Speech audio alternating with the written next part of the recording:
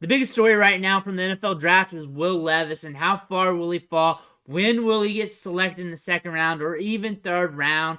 Is this another Malik Willis situation where he's just going to fall? The NFL's telling us what they think about him right now. Right now, they're telling us he's a developmental backup who might have some upside, but his prospect profile, like we've been saying this whole time, is pretty weak. The production isn't there. The decision making's not there. Yes, he has a strong arm. He can do this and this in the passing game, but he is a developmental prospect. He's being valued as a developmental prospect, and NFL teams are not willing to spend as much on developmental prospects as they once was. We saw last year's draft like that. We're seeing it this year's draft. Anthony Richardson did get drafted high to the Colts, but that's kind of a different story with athleticism. But still the same story with the developmental prospect, but it's a little bit different nonetheless. So you check that out. We're talking about Will Levis right now. Will Levis, though, is a player that you're going to have to watch today. See where he gets selected. See if he goes in second round, third round. But right now he pegs as a backup who's going to sit behind another quarterback. And this new team's going to have to try and develop him. Remember, he went to Penn State. Didn't cut it. Went to Kentucky. Was all right. He was all right. Had some production. He had some decent wide receivers there. And the offensive line wasn't great. That's the narrative. Like, hey, if these guys were healthy, if the O-line was better, wasn't playing in tough SEC, maybe he could have made some better decisions. Maybe this, maybe that. But nonetheless, those decisions did happen.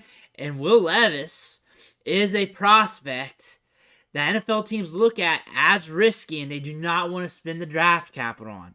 Maybe they'll spend a second-round pick. Maybe they'll spend a third-round pick. But they just showed their hand, and what we were saying negative over his prospect profile is coming to fruition in the draft process, and let's see how far he falls. Another thing I want to point out is the ESPN analytics, or the NFL.com analytics, who was saying it's a 1% chance or less than 1% chance that he fell this far in the draft. The thing about this is the outcomes here of him falling was kind of likely, and maybe the analytics here need fixed as well. Not just like, hey, this is such an anomaly. I get it's a good sell, a good storyline in the draft, but that's also an indicator that your analytics probably need retooled or reworked. So that's something you got to think about when we look at draft analytics through here. His prospect profile was not pristine. He was a risky prospect. Just looking at the baseline stats and looking at this tape, everything you see here, risky, risky, risky. NFL's telling us that. They want him for cheaper, and they're going to draft him for cheaper. I want to hear your comments below in the comments section. I want to hear your thoughts on him, your opinions. He's not a first-round Superflex draft pick anymore. He's not in that range. He's not a first-round guy. So where are you drafting at? I want to hear about that. Make sure you smash that subscribe button on the way out. Hit that like button. I want to thank you for watching. I'll catch you on the next video.